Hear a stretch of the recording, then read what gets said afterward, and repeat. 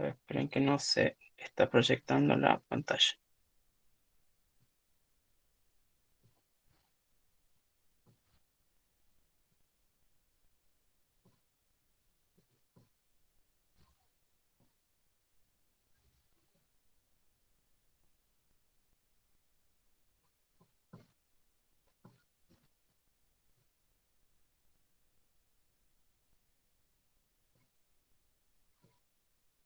Bien, entonces le comentaba que empezamos a trabajar con el primer texto, que es Pensar históricamente. Es un texto sencillo, que el efecto o lo que busco es el entendimiento de cómo se trabaja la historia. Pero en este caso habla del proceso de enseñanza, ya vamos a ir complejizando estas instancias. Entonces el texto marca momentos en cómo se vive la historia y nos marca el primer momento de la historia de los héroes, porque él marca, por ejemplo, esta historia mencionada, la historia patria, a la historia fáctica, a la historia de los hechos, a la historia positiva, la que se transmite, por ejemplo, a través de los currículos oficiales, que es la que conocemos nosotros, la que transitamos por la escuela primaria o la escuela secundaria, donde los hechos están aislados, donde se ven fechas y momentos históricos muchas veces desconectados unos del otro, donde da una falsa conciencia de lo que es el proceso histórico en sí mismo. Y como resultado de este primer momento de cómo es tratada la historia, nos comenta que hay una actitud de rechazo, diríamos, hacia la historia porque no se la ve en su complejidad y porque el estudiante no puede centrarse en esta mirada histórica de los hechos que se suceden. Entonces el autor busca tratar, digamos, de salvar estos dos momentos por lo que atraviesa la historia. Y agrega, por ejemplo, que al tratarse la historia de esta manera, ponemos en funcionamiento, se pone en funcionamiento, diríamos, el ideal o la ideología, diríamos, de ciertos grupos dominantes que buscan, ¿no? Que tienen un interés político por detrás de cómo se expone, cómo se trabaja y cómo llega hacia nosotros la historia, ¿no? Entonces nos dice que se ve una historia que se trabaja de manera imparcial, eh, y dice que donde lo que sucede es solamente lo que se muestra y no hay mayor profundidad y complejización de estos hechos históricos. Por ende, se plantea una historia sin problemas históricos, porque es como que el pasado ya está escrito sobre estos hechos puntuales que se ven y no hay un conocimiento cabal de la historia como ciencia, sino sobre la, dice, descripción de una realidad fija y estática. ¿Me siguen hasta acá, chicos? Sí, profe. Sí, profe. Bien, Sí, profe. listo. Entonces, el tercer momento que plantea el autor, entonces, es plantear el concepto de historicidad, de la Profesor, comprensión. Sí, no está dígame. corriendo la... ¿No se corre? Bien. No. Yo sí estoy viendo que están corriendo. A ver, Sí, ahora sí. ahora sí. Bien. Igualmente no me lo deja ver en pantalla completa.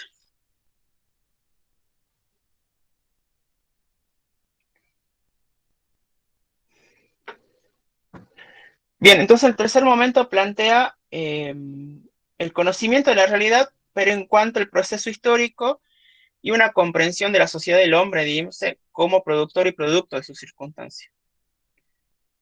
Donde la historia se plantea recuperar, diríamos, esto que le fue quitado y para que se le entienda desde el mismo proceso, ¿no?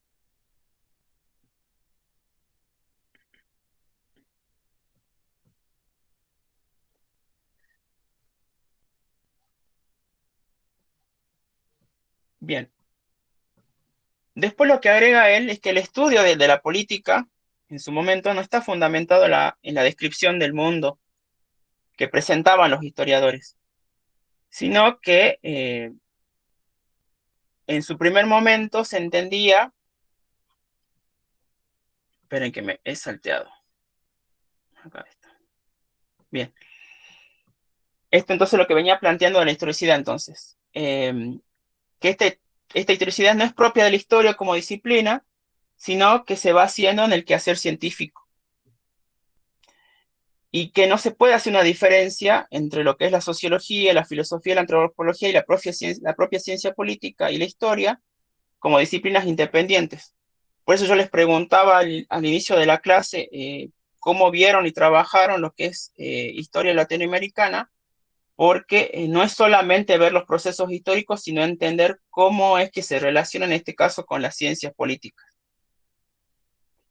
Porque él dice que no hay que parcializar, sino hay que ver que cada ciencia se especializa en el análisis de los hechos sociales de diferente manera.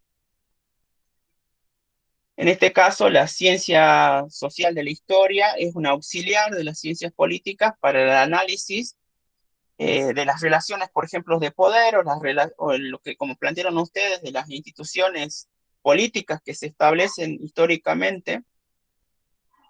Y esto, cada uno con su especialidad y complejidad, nos permite, lo que plantea el autor, la comprensión de los procesos sociales en su totalidad. Porque, como le digo, cada ciencia social parcialmente hace un análisis desde el objeto de estudio propio que tiene cada uno, pero una ciencia puede servir de auxiliar, diríamos, de la otra, y en este caso nosotros lo que estamos viendo es la relación entre las ciencias sociales representadas por la historia y las ciencias políticas.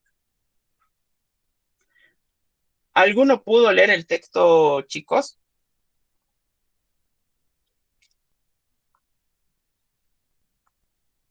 ¿Alguien que haya hecho lectura del texto?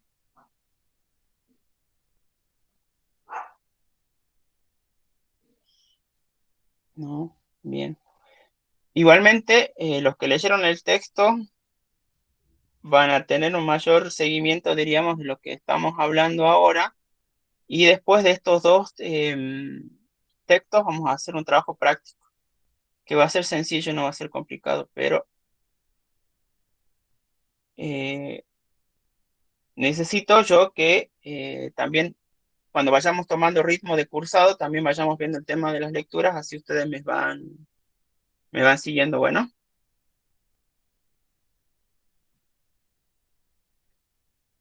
Bien, lo que plantea el texto, más que todo, es desde la enseñanza, obviamente, ¿no? Desde el currículum, trascender, diríamos, esta cuestión de ver a la ciencia social de la historia solamente en análisis de los hechos puntuales y de sucesos puntuales.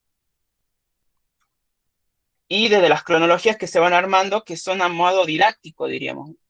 Ahí va lo que vamos a plantear, lo voy a plantear yo ahora con un video, el tema de proponer una cronología, de proponer edades, porque nosotros tenemos la historia o el estudio de la historia dividida, por ejemplo, en edades.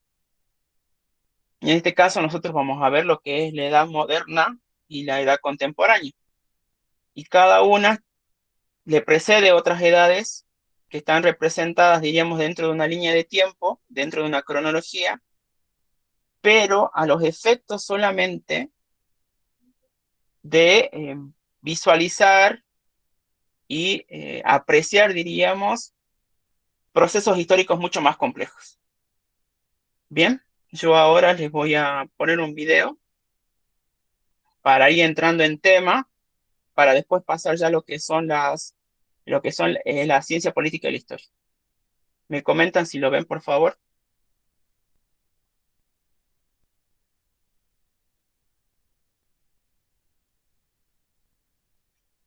Exactamente. Pregunta Tomás ahí cuando hablamos de la realidad estática. Sí, la realidad estática quiere ver con los que cuentan la historia, tal cual. Y en este caso, si nosotros hablamos dentro de un proceso de enseñanza, los que cuentan las historias, diríamos en algunos puntos, son las escuelas, que hay una selección donde no siempre, no voy a decir que siempre, sino que en su mayoría, no se hace un análisis pormenorizado de lo que es el proceso histórico, y donde solamente se entiende el pasado en el pasado y no en relación al presente, por ejemplo. Estático quiere decir que yo estudio los procesos históricos del pasado en ese tiempo y no los pongo en relación con el presente y no veo una relación a futuro, digamos, que por ejemplo es una de las tareas, diríamos, de las ciencias políticas. Esto, de analizar los hechos políticos, cómo suceden a la luz de los hechos y presentar, diríamos, predicciones de cómo a partir de esto pueden llegar a funcionar ciertas instituciones, ciertos estados, ciertos individuos, ciertos grupos o ciertos sistemas políticos, por ejemplo.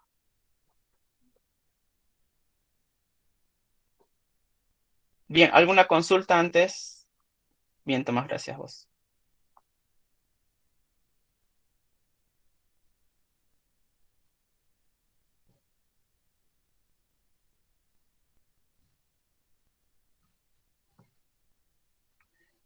Ahora lo que voy a presentar yo es brevemente un video, más que todo para que nos ubiquemos temporalmente y vean reflejado esto que yo les comentaba de las cronologías, que por ahí se ven de manera estática porque es una forma, digamos, de organizar los procesos históricos.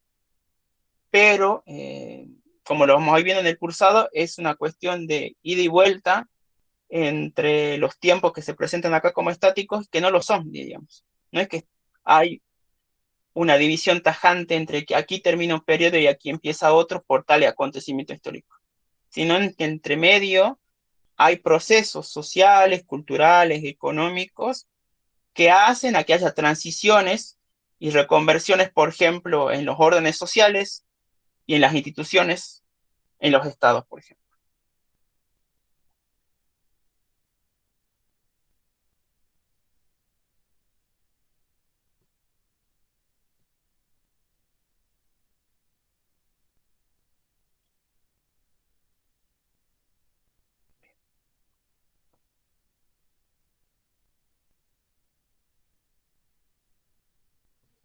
Hola, amigos de la historia. Bienvenidos a una nueva sesión de Un Profesor.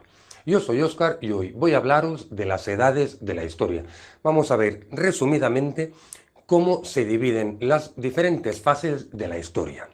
Como bien sabéis, la historia es muy amplia, por lo tanto la tenemos que dividir en diversos segmentos para poder estudiarlos más en profundidad. Estos segmentos se acostumbran a dividir por hechos importantes y capitales que marcan un gran cambio entre una época y otra época. Así pues, las distintas edades de la historia serían: primero la prehistoria, segundo la edad antigua, tercero la edad media, cuarto la edad moderna y para finalizar, quinto, la edad contemporánea. Vayamos pues a ver un poquito más concretamente la prehistoria. Esta etapa de la historia va de 2 a 3 millones antes de Cristo al 4000 más o menos antes de Cristo, con la aparición de la escritura. Como ves, es un larguísimo periodo de tiempo que a su vez se ha subdividido en diversas partes. La primera y más antigua sería el Paleolítico. En este periodo aparecen los primeros humanos, que son cazadores-recolectores y por lo tanto nómadas. Se desplazan de un lugar a otro en busca de recursos. Trabajan distintos materiales como la piedra, la madera, los huesos de animales, descubren y doman el fuego. Y también es de esta época cuando aparecen las primeras pinturas rupestres. La segunda etapa dentro de la prehistoria sería el Neolítico. Aquí ya aparece la agricultura y la ramadería y por lo tanto las gentes se hacen sedentarias. Aparecen poblados, los primeros poblados, y por lo tanto se necesitan nuevos utensilios para esta nueva vida. Es, por ejemplo, en esta etapa que aparece la cerámica, pues como tenían excedente de producción, necesitaban sitios donde guardarlo y es por eso que se crea la cerámica. Y para finalizar serían las edad de los metales, que se conoce así porque el ser humano va progresivamente descubriendo y trabajando nuevos metales, empezando por el cobre, pasando al bronce y finalizando ya en la edad del hierro.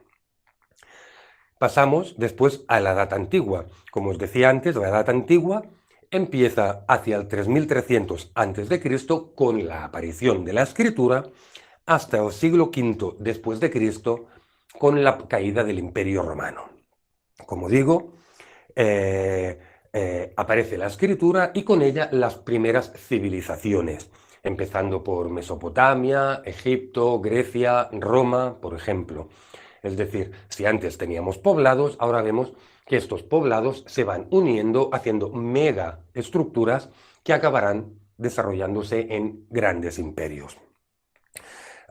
Tenemos entonces la sociedad mucho más jerarquizada que en épocas anteriores.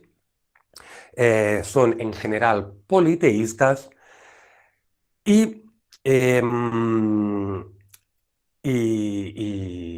como digo eso, comprende hasta el fin del Imperio Romano hacia el siglo V con las invasiones bárbaras.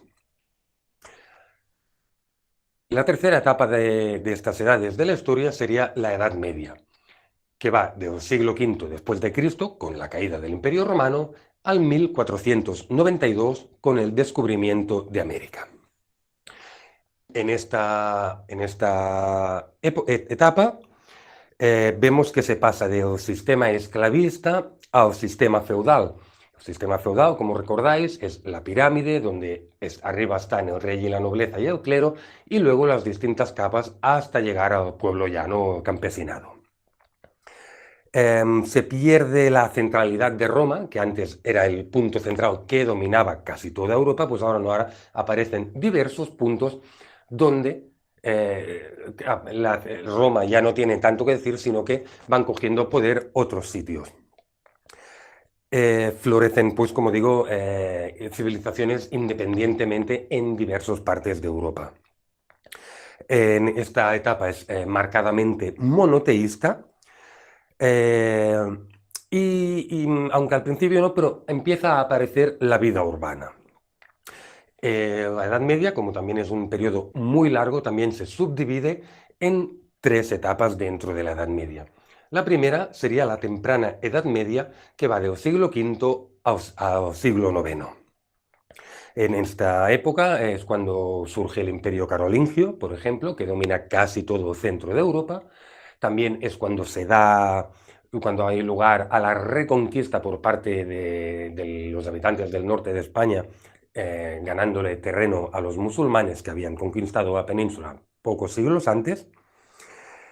Y lo que sí es que hay un cierto abandono de las ciudades a causa de las invasiones bárbaras que habían habido. Las ciudades quedan totalmente destruidas y la gente se vuelve a repartir en una vida un poco más rural.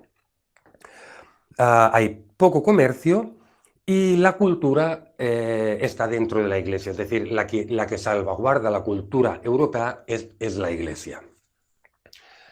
Pasamos a la siguiente etapa, que sería la Alta Edad Media, que va del siglo IX al siglo XIII. Aquí es cuando realmente ya aparece el sistema feudal. La Iglesia Católica cobra muchísima importancia, es casi el puntal en el que gira toda la vida en Europa. Es en esta época cuando aparecen las cruzadas. También hay la aparición de una preburguesía, pues se vuelve a instaurar la vida urbana. Y es en esta época también que artísticamente aparece tanto el románico como poco tiempo después el gótico. Y para finalizar, la Baja Edad Media, que iría del siglo XIII al siglo XV.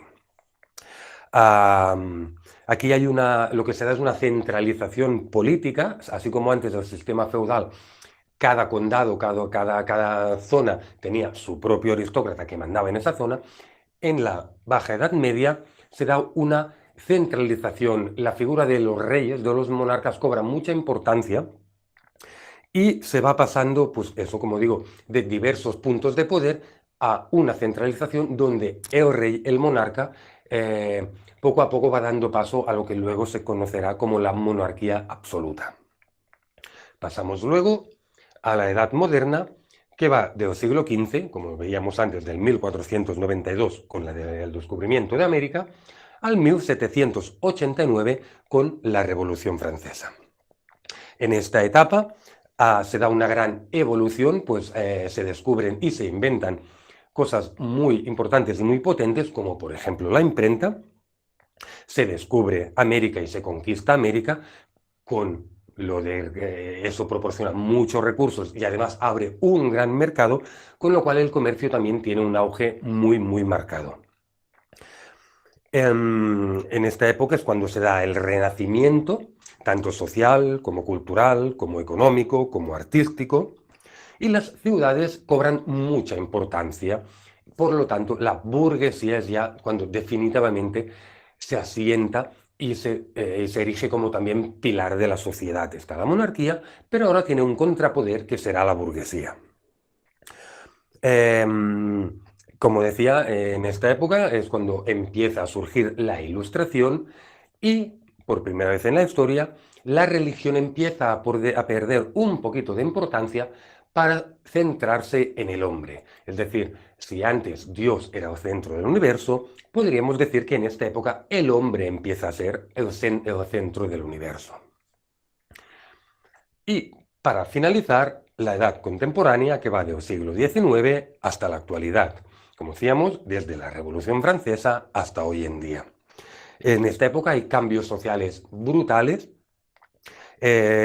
Se pasa al sistema republicano, con lo cual es el pueblo el que ahora tendrá el poder, en lugar de antes que lo tenía la monarquía, el clero y la aristocracia. Ahora será el pueblo que, mediante votación popular, dirimirá cómo quiere ser gobernado, bajo qué sistema quiere vivir. En esta época también la iglesia pierde mucha importancia, se queda como algo más personal y no tanto social. Bueno, que voy a contaros, inventos fundamentales para el desarrollo de la humanidad, como podrían ser la máquina de vapor, la radio, Internet, que todos ellos hacen que junto a la revolución industrial y la segunda revolución industrial conocida tecnológica, la humanidad avance a pasos agigantados y se instaure lo que hoy en día conocemos como la globalización. Bien, amigos, hemos visto pues las distintas etapas, edades de la historia de forma muy resumida, pues como veis es un periodo enorme, pero bueno, para que tengáis claro un pequeño resumen de qué etapas son y más o menos las cosas más importantes que se dieron en ellas, hemos visto pues este pequeño resumen de las edades de la historia. Espero que os haya gustado y como siempre recordaros que en nuestra página web encontraréis algunos ejercicios que os hemos preparado de este tema, así como otros muchos temas que bien seguro os podrían interesar. Así pues, sin nada.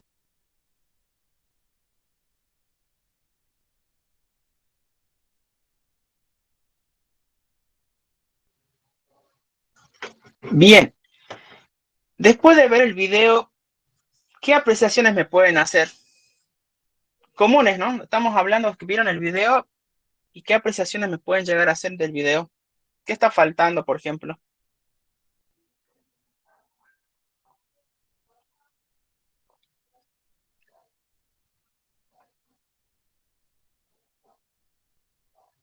Creo que es un video muy resumido, si Sí, bien marca los procesos, sí. pero como usted dice, no llega a relacionarlos, Ujú. marca cada proceso que fue importante y significa un cambio dentro de cada edad, pero no se encuentra cierta relación o coherencia entre seguir un proceso histórico.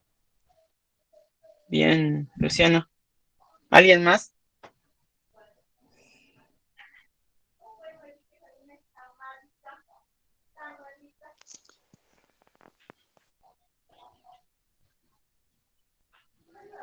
Sí, Luis, también.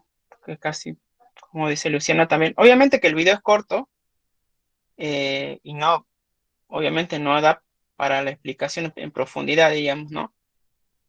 Pero es lo que yo les iba comentando. Esto es una forma, una cronología de visualizar siglos de historia.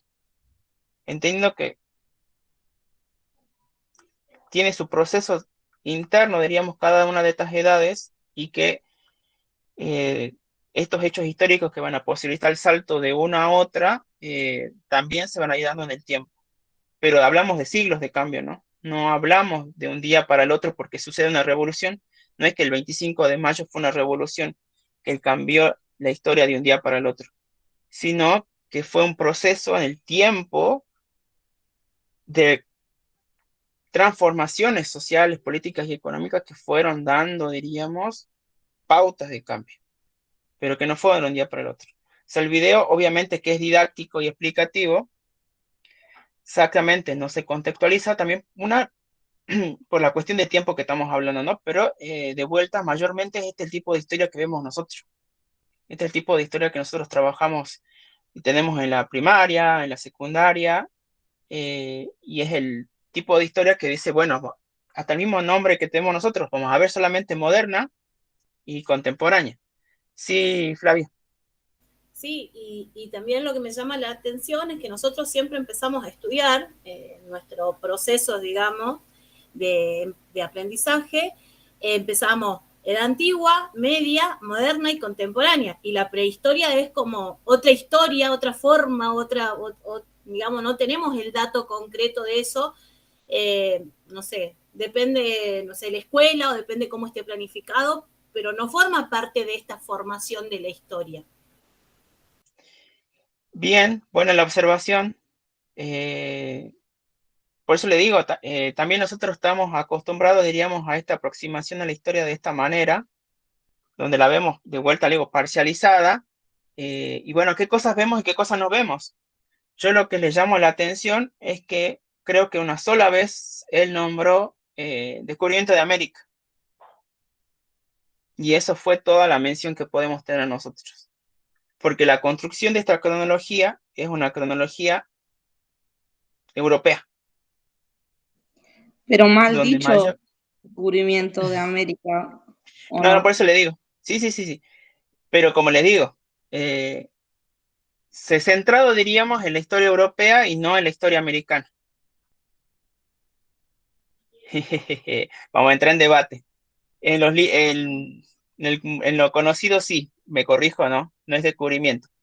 Pero les digo, Después otra cosa, profesor, que yo noté que es como muy lineal y sí, las formas de estudiar historia ya no se dan así, no se dan de esa bien, manera, porque la historia no es lineal, sino que van ocurriendo sucesos o sea, en medio, o sea, bueno, no me sale la palabra.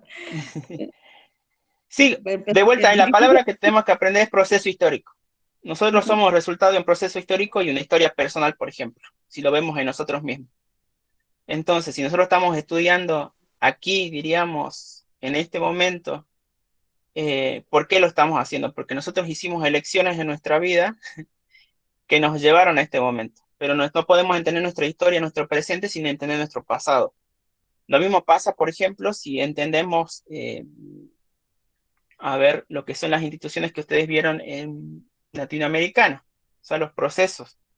O sea, hubo todo un proceso, diríamos, en Europa que llevó a la creación de tecnología que permitió la navegación para que sucediera la llegada y el arribo de los españoles a América. Pero entonces no podemos entendernos y desligarnos nosotros de una parte de la historia, y eso es verdad. No es que haya un corte.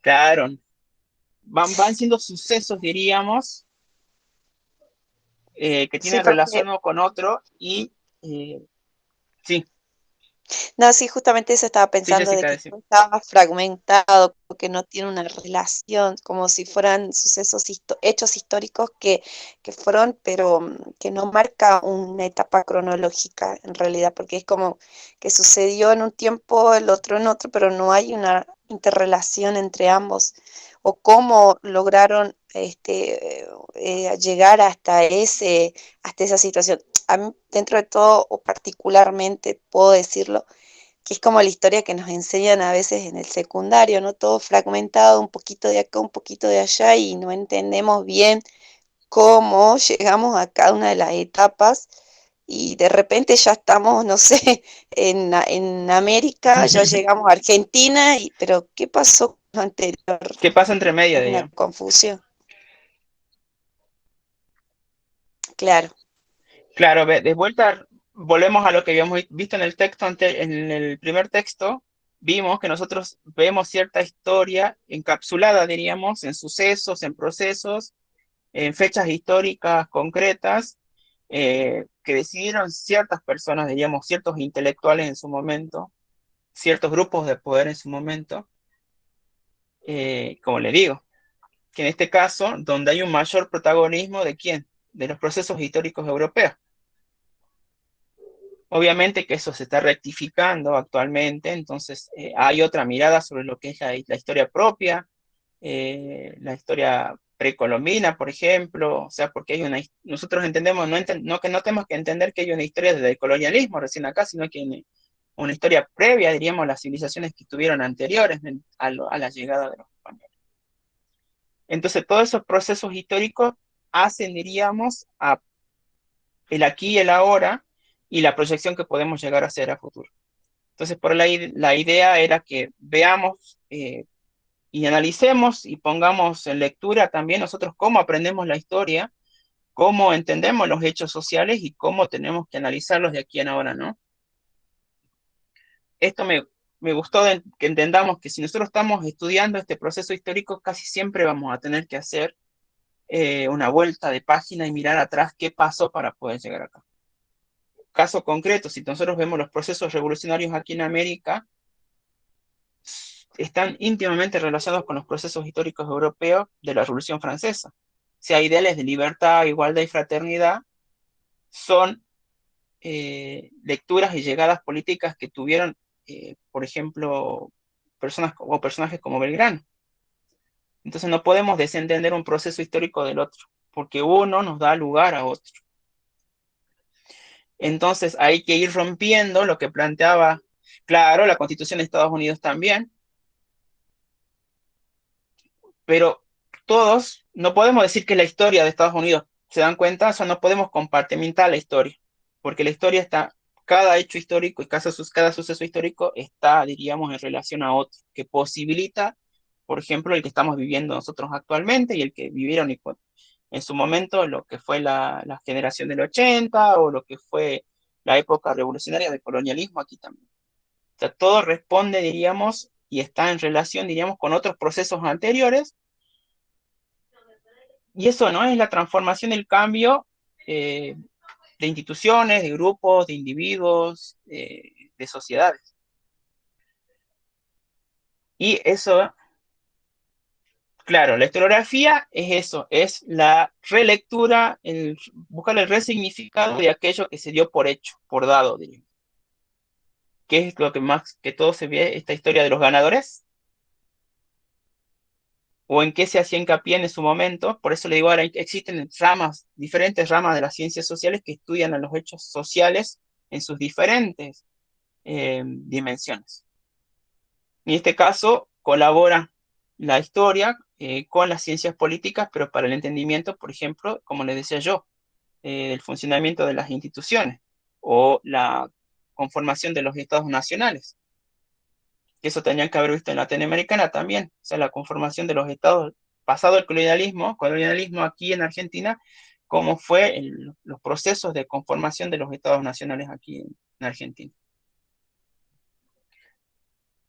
Bien, ¿alguna otra cosa que quieran agregar antes que pasemos al otro texto, chicos?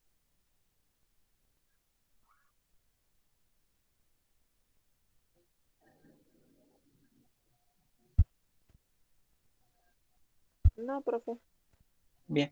Como les decía entonces, toda esta primer parte del primer texto que nos hablaba de estos momentos donde la historia se enseña la historia de los ganadores, es de alguna forma la historia, diríamos, como se planteó en su momento, y su compañero planteaba el tema de la historiografía, ¿no? que es la vuelta, la mirada a revisar, diríamos, esa historia que en algún momento se llegó a constituir, ¿no? Es volver a revisitar, diríamos, esos hechos históricos. Y bueno, este tipo de cronologías que se arman, diríamos, son a manera didáctica, a manera de que uno tenga un entendimiento, diríamos, del orden que puede llegar a tener, o la sucesión del orden de los hechos sociales, pero que tienen solamente sus limitaciones hasta ese punto, porque tenemos que entender que los hechos históricos superan estas divisiones y que más allá de que algunos procesos señalen y marquen el tránsito de una edad a otra, en realidad entre medio de esas edades han sucedido mucho tiempo, digamos, muchos siglos de cambio, digamos. No es algo que pase de un día para el otro. Eso quiero que quede claro también porque nos va a servir también en el devenir de lo que vamos a ir viendo, y no quiero que se olviden de este ida y vuelta, ¿no? Que vamos a ir revisitando los hechos históricos y lo vamos a ver en simultáneo. Por eso mismo que la cátedra están planteados como ejes, porque cada hecho que vayamos analizando y cada proceso histórico va a estar, diríamos, en paralelo con los otros.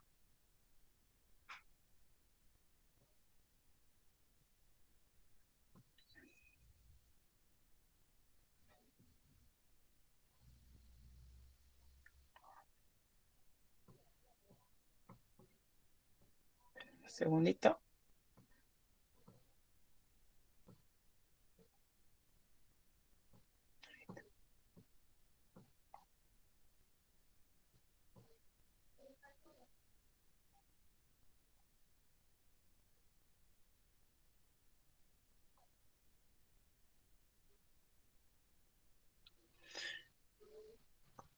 Por eso vuelvo a la frase que plantea el texto, entonces la comprensión de los procesos sociales solo pueden darse, digamos, en su totalidad. No podemos tener un entendimiento de los procesos sociales cuando los analizamos de manera inconexa, de manera separada, sino que van a necesitar no solamente de la historia para entenderse en sí misma, sino también van a necesitar de otras ciencias, diríamos, para valerse de este análisis, ¿no? El segundo texto ya avanza sobre este proceso, ¿no? Que hay de vinculación entre lo que es la historia y la ciencia política. Y nos habla de que el estudio de la política no fue fundamentado en su principio en la descripción del mundo, ¿no? Que estaba cambiando, que habían presentado los historiadores. Porque dice que los primeros teóricos de la política habían basado más que todo su relación no tanto con la historia, sino, por ejemplo, con la metafísica, con la epistemología, que es la teoría del conocimiento, con la psicología y con la ética. Porque el ideal que tenían eran del análisis de un modelo perfecto de la sociedad. Entonces, no hubo, en un primer momento, estaba más que todo relacionado con con lo que es el origen con los griegos. Entonces, como le digo, una política sujeta a la metafísica, sujeta a la ética, pero no al análisis histórico.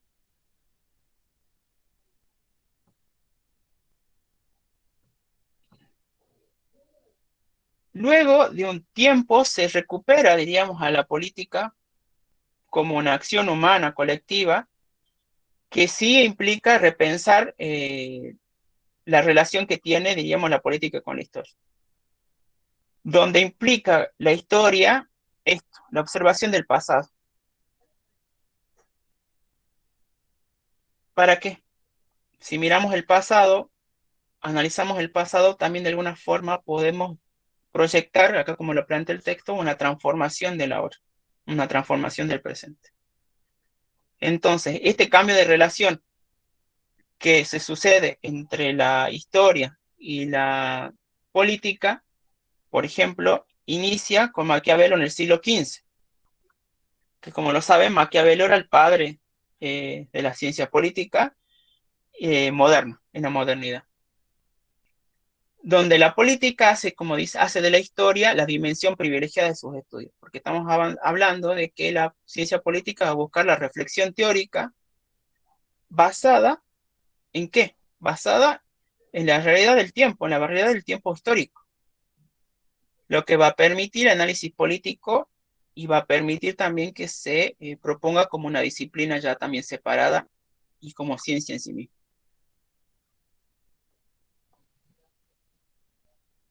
Entonces el texto plantea, dice, ¿qué preguntas deben hacerse ambas disciplinas si trabajan en conjunto? ¿A quiénes sirve? ¿A quiénes les interesa? ¿Es todo dato?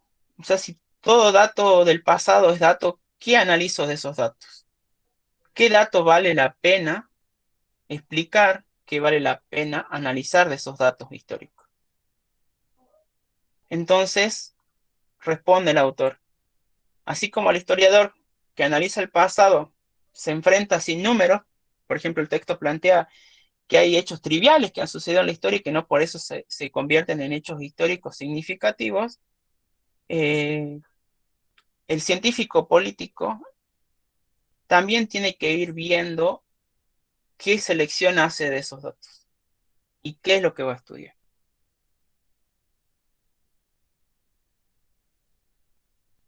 Y para eso plantea, diríamos, que tiene que posicionarse también desde un punto de vista investigativo, digamos, la ciencia política, donde tiene que trabajar más que todo no desde la interdisciplina, sino de una visión globalizante, lo dice el autor, que supere esta sumatoria que hemos hablado en el texto anterior, que teníamos, por ejemplo, la ciencia política, la antropología, la sociología, la historia. Entonces, que no trabajen en campos separados, sino el objetivo es que trabajen en un enfoque global, un enfoque integrador, donde se busque el mayor potencial dentro de cada una de las disciplinas para poder explicar, diríamos, el hecho o el objeto de estudio de cada una de las ciencias.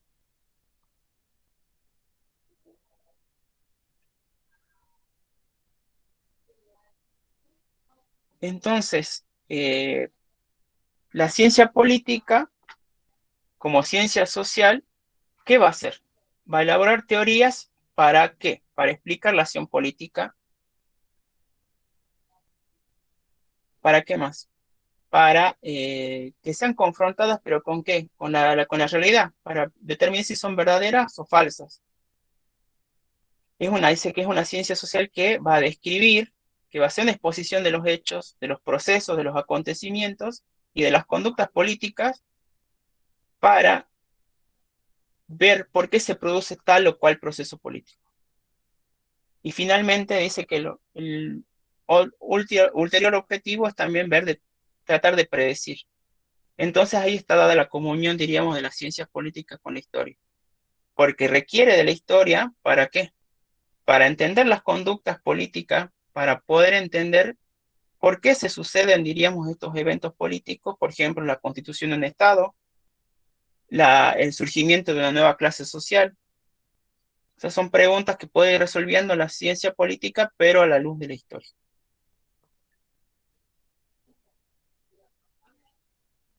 Ustedes, chicos, lo que vienen cursando, ¿qué han visto de lo que es el objeto de estudio de las ciencias políticas? ¿Algo de lo que estoy trabajando acá ahora pueden complementar?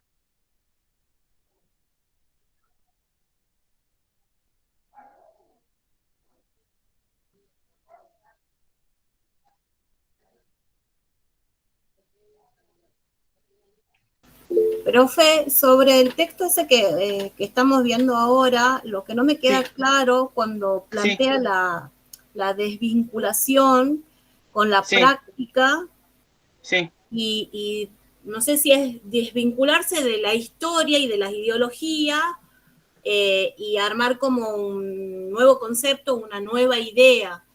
Como que esa parte no me queda muy claro. Sí, lo que pasa es que él plantea dos perspectivas. Y la perspectiva esta que estás hablando es la de vinculación de la práctica porque solamente se entendía a la historia como un hecho fáctico, como solamente el hecho visible nada más, que era lo que estaba basado en el positivismo, de que la ciencia solamente analizaba los hechos tal cual eran, diríamos. No había análisis ulteriores del hecho. O sea, vos solamente lo que hacías era una descripción del hecho. Entonces dice por eso una desvinculación con la práctica, porque quiere decir que vos tienes que ir más allá de eso, y entonces por eso plantea esta desvinculación, diríamos, de la práctica. Bien. Porque ahí marca, él dos perspectivas, diríamos, dentro del texto, y lo que marca es eso, ¿no? Que lo que estamos necesitando nosotros es el análisis político que se hacen de los hechos históricos. Porque en su momento solamente se centraba, como te digo, en esta idea de verdad del hecho por haber sucedido nada más. Gracias, profe. No, de nada. ¿Otra duda, chicos, que tengan sobre el texto? O sobre lo que venimos hablando también.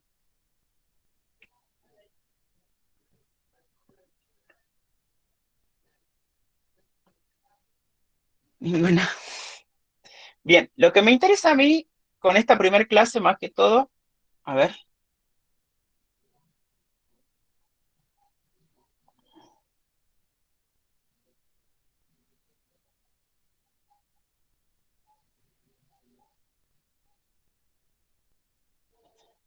Sí, por eso, ahí habla su compañero también, pero es del entendimiento de la historia, el entendimiento de los procesos históricos, pero en este caso, como nosotros estamos en la carrera de ciencias políticas, bueno, quise poner al final esa definición, porque cómo se puede llegar a hacer el análisis, diríamos, de la política, vuelvo a repetirme, si no es a la luz de los hechos históricos que hacen y dan lugar a esos procesos políticos, o esas instituciones políticas, o esos grupos políticos. Entonces, la idea es que a la luz de eso no se repitan, diríamos, también cuestiones que ya se sucedieron. Claro, sí, el por qué sucede, sí. Bien, por eso tenemos que tener un entendimiento de esos procesos, cuáles fueron más allá de las causas y consecuencias, pero también cuáles fueron todos esos hechos históricos que fueron y dieron lugar, diríamos, a que entendamos la historia como la estamos entendiendo, en este caso, como le decía yo, de un grupo, de un individuo, de un Estado o de una ideología política, para que podamos hacer una proyección a futuro de qué es lo que nos puede llegar a esperar, pero siempre en base a esto que nos proporciona la historia, ¿no? Entonces hay muchas cosas que nosotros podemos entender de la actualidad y hay muchos términos, diríamos, que nosotros seguimos escuchando hasta el momento, como lo es el capitalismo, que ya viene de larga data, diríamos. De vuelta, ahí viene el análisis de sucesos buenos para quién. De nuevo, el análisis que nosotros hagamos también de alguna forma es un análisis, si es político, es ideológico. Si es político, es ideológico. Y siempre la lectura que nosotros hagamos la vamos a hacer desde cierta mirada, desde cierto paradigma, y lo vamos a hacer con una cierta intencionalidad también, ¿no? Al análisis político. Y atravesado también por la propia época y el propio paradigma en el que estamos nosotros ahora, ¿no? Paradigmas serían los ojos, diríamos los lentes con los que nosotros leemos la realidad. Cada uno hace una lectura propia de su realidad y en lo que es, diríamos, dentro de una ciencia, bueno, la ciencia nos propone ciertas herramientas y esos ciertos posicionamientos teóricos que nos van a hacer ver la realidad de una forma, de otra, y los problemas de una manera u otra. Capaz que para algunos sean problemas y para otros no. Eso va a depender también del posicionamiento que tengamos nosotros, posicionamiento teórico me refiero, ¿no? Por eso le digo, volvamos entonces al primer texto. El primer texto es sencillo, habla solamente del entendimiento de la historia como una disciplina, pero dentro de la escuela.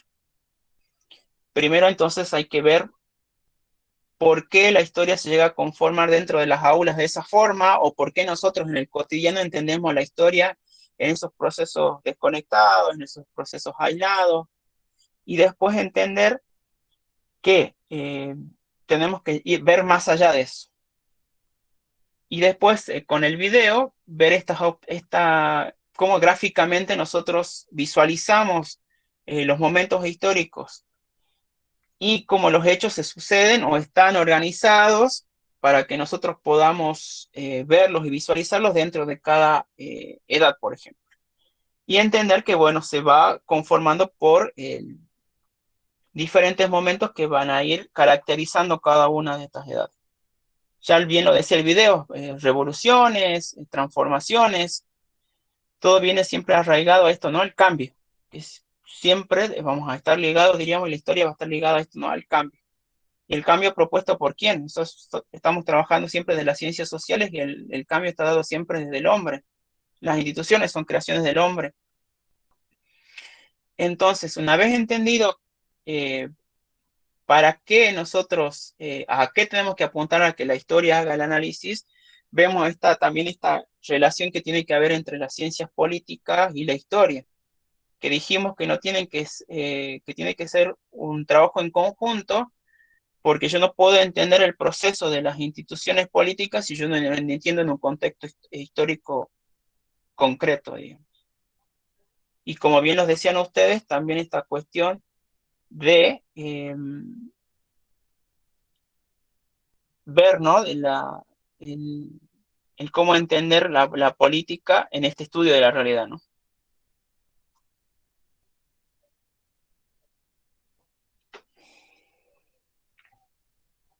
Bien.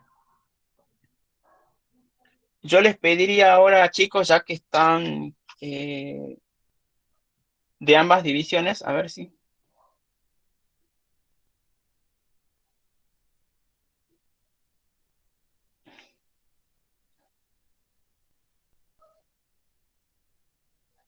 O sea, las miradas que se van conformando son históricas también.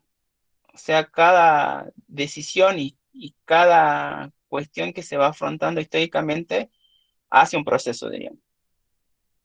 Y eso hace también el proceso de las libertades y los procesos de las libertades democráticas también.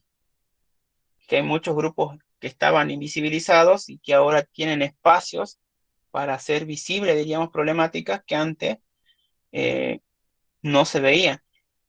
Y no es que no se veían solamente socialmente, sino estamos hablando de realidades teóricas también, ¿no? Porque hay mucho análisis. Es lo mismo que yo le decía de la historia. O sea, si nosotros estamos viendo una línea de tiempo en edades donde la mayoría de los sucesos que se marcan como importantes son los que se sucedieron en Europa, hace falta y se está en el camino, diríamos, de revisar, diríamos, y de crear, diríamos, no de crear, sino de resignificar lo que es nuestra historia, diríamos.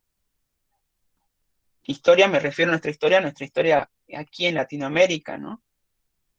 Por eso yo le decía, hasta nosotros estudiamos las filosofías griegas, pero no mucho, muy poco vemos lo que son las filosofías de los incas, de los mayas.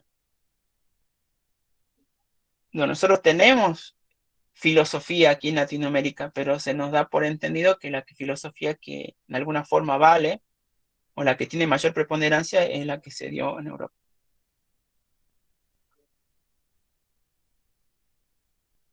Les venía diciendo antes que llegue la consulta que necesitaría que nombre, apellido y número de libreta, por favor, en el chat, así yo tomo la asistencia, entendiendo que hay varios que están no solamente de la comisión que se anotaron para hoy, sino de otras de la comisión del jueves, por favor.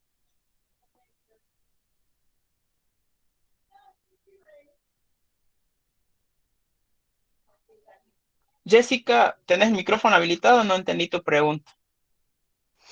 Sí, profe, no me quedó esa duda de lo que usted hablaba de los pensamientos filosóficos que no se tienen en cuenta los de acá de Latinoamérica. ¿Por qué Eso sucede estoy eso? hablando yo, eso yo estoy hablando, diríamos, en lo que es el común, diríamos, porque al momento sí hay producciones. O sea, hay producciones teóricas desde la filosofía, por ejemplo, se está trabajando. Lo que yo estoy hablando, diríamos, es de una educación normal. Nosotros no tenemos acceso, diríamos, a estudiar lo que es la filosofía. Ya en estudios superior universitarios, sí hay ya, diríamos. Se trabaja, Ah, diríamos, hay producciones. sí, sí, sí. Pero, como le digo, si nosotros vemos una línea de tiempo como el video que yo les mostré, muy difícil, diríamos, que vemos representado la historia latinoamericana o los aportes de Latinoamérica cuando tengamos que ver, hacer a grosso modo, diríamos, como en este caso el video que yo les pasé ahora de las edades. Claro, claro, es verdad. Claro, pues yo los invito a que busquen, si gustan, ver también si hay alguna línea de tiempo así explicada, digamos, por las edades, pero las edades representadas también y nuestro lugar en la historia de esas edades también. No es común, diríamos. Por eso le digo, como dice su compañero, hay muchas cuestiones en las que se fue avanzando, en las que se fue ganando camino, y bueno, como le digo, el reconocimiento de una filosofía precolombina, o sea, también es importante. Se está haciendo, se hace. Pero como le digo, no en el sistema de educación normal no lo vamos a ver, digamos, muy difícil. Va a depender mucho de la institución, de la formación del docente, pero muy complicado, digamos, que lo veamos. Entonces, vemos la importancia del conocimiento histórico y del análisis de los procesos históricos para lo que es la tarea de las ciencias políticas. Entonces, tengamos entendido, más allá de que yo no lo diga en el cursado y en todas las temáticas que vayamos viendo, siempre tratar de relacionarlas en esto, ¿no? De que las instancias que nosotros analicemos van a estar representando algún objeto de análisis de las ciencias políticas.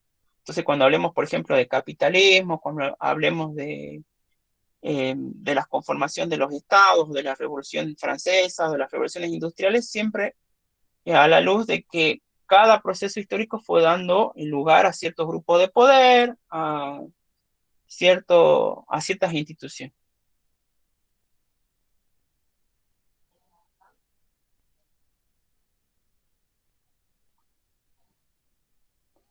Por la consulta de la lista de inscriptos, sí, una vez que ya se termine el cupo, porque yo, como les dije, les di hasta el 8 de octubre como plazo para que se inscriban en las comisiones, así yo ya puedo llevar un control y directamente cada encuentro, directamente tomo asistencia con el listado que tenga.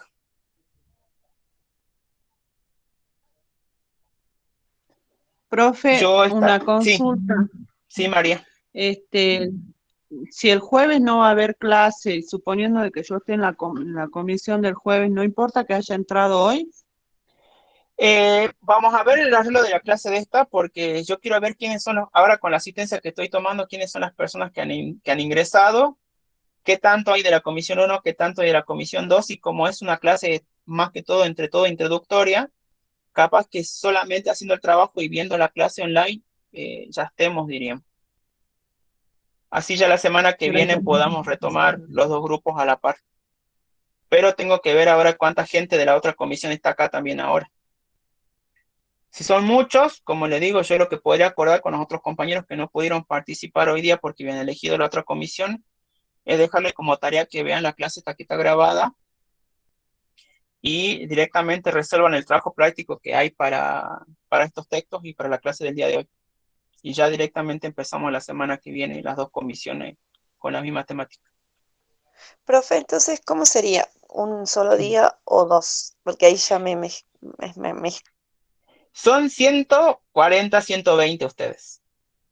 Es imposible que yo en una clase solo, porque no tengo ayudante, pueda hacerle seguimiento a cada uno. Entonces la idea es que tenga yo 2 días de clase diferentes, 2 comisiones diferentes. Una comisión para el día martes y una comisión para el día jueves. En las comisiones vamos a ver lo mismo. Ahora lo que me está planteando su compañera es que hay mucha gente de la comisión 2 que al ver que no iba a haber clases el jueves, está aquí ahora con nosotros. Y yo, para empezar como corresponde la semana que viene con las dos comisiones por igual, quiero ver cuántos alumnos en total tengo yo de la otra comisión, para ver si que yo directamente empiezo un tema nuevo en las dos comisiones en la clase que viene. No sé si me hago entender. Profesor, ¿el trabajo práctico se puede hacer en forma individual? Yo voy a poner las pautas ahí del trabajo práctico, cualquier cosa, y yo creería que ustedes mayormente están trabajando individual o en grupo los trabajos prácticos. en grupo, Se la trabaja cantidad así, de personas. pero Profe, puede ser pero individual. ¿se puede hacer individual lo mismo? Cuando los trabajos prácticos mayormente se dan como pautas de grupales, y si hay algunas condiciones, por ejemplo, laborales que no permiten, diríamos, que uno se pueda reunir con otros compañeros porque los tiempos son a veces complicados, me avisan y lo vemos, diríamos, en ese caso. igual como les digo, este trabajo del día de hoy es introductorio nada más. Ya vamos a entrar fuerte, digamos, la otra semana, porque ya tenemos... Sí, yo también voy a ir viendo, también ajustando con ustedes también, porque yo puedo dar trabajos grupales de hasta 4, y si responden con los trabajos yo no tengo problemas, pero si yo veo que no están funcionando los trabajos grupales, los voy a hacer individuales, aunque me tome tiempo corregirlos a mí. De vuelta, esto es un compromiso entre ustedes y yo no tengo problema, digamos, de revisar y entiendo que algunas veces es mucho más sencillo en grupo la tarea, pero también quiero ver el compromiso de ustedes cómo viendo haciendo, ya sea en la lectura de los textos, en la presentación de los trabajos prácticos y también en el ingreso y en la permanencia en la clase también. Porque, por ejemplo, éramos muchos hasta hace rato y ahora disminuyó, diríamos, la cantidad que tenemos de lo que estaban al principio, a mitad de clase. Bien, todos ya escribieron en el chat, chicos, sus datos. Sí, No me profe, falta nadie, ¿no? lo único que no puse es que soy de la comisión del jueves. No importa, ya con el nombre y apellido yo ya los voy a filtrar, no se preocupen. Yo ya tengo una planilla de Excel, diríamos, con ustedes, por comisión, y yo ya los voy a ir viendo. Por eso la importancia de que se inscriban. Sí, Sí, me quedó una duda, capaz sí, que, bueno, estaba dispersa, pero ¿la condición es promocional o yo había entendido que usted iba a pensar cuál iba a ser la condición, a lo mejor sigue pensando? sigo pensando porque quiero ver cómo me responden con los trabajos prácticos.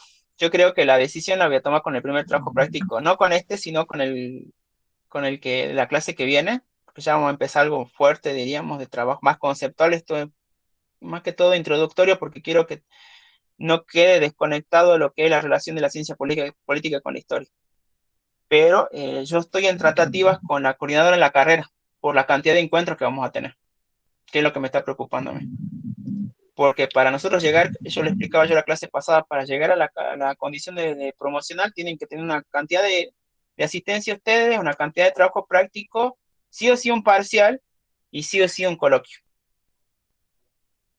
Así que tenemos que ver por el tiempo, así que Bien. sí voy a pensar tranquilo, pero como le digo, también depende de la coordinadora de la carrera si me autoriza o no. Porque yo tengo que hacer la propuesta, de acuerdo a la propuesta que yo haga, ellos van a ver cuál me aprueban también. O sea, no solamente está en mí, pero bueno, voy a tratar de defender la promoción. ¿Bien? Bien, profe, gracias. Bien, eso sería todo por hoy. Dejo de grabar la clase. Gracias, profe. Gracias, Gracias, profesor. profe. Bien, Hasta la otra así que semana. estén atentos, diríamos,